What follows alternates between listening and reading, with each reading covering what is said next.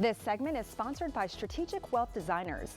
Most people plan for retirement the wrong way, but it's not their fault. So here to break down the basics of retirement planning the way it should have been explained all along is Thomas Riley, a senior financial advisor at Strategic Wealth Designers. Welcome to Great Day Washington.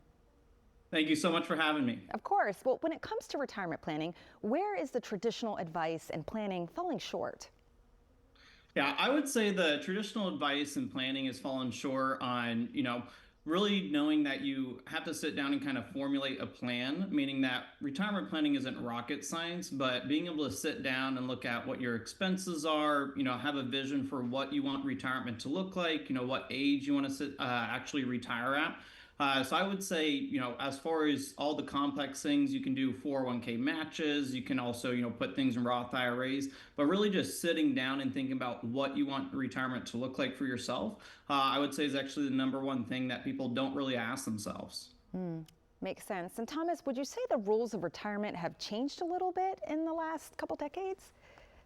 100%. Retirement definitely has changed over the decades to where if you look back, 20, 30 plus years ago, a lot of people had pensions and now most people don't have pensions. So the big thing as far as the changes go is that retirement is the individual's or the family's responsibilities. So that means you have to plan for, your investments. Have you saved enough? How are taxes going to impact your retirement plan? How does Social Security? So I would definitely say retirement rules have changed a little bit, but a lot of it just goes back down to sitting down and doing some planning to take some stress off the shoulders. Yeah.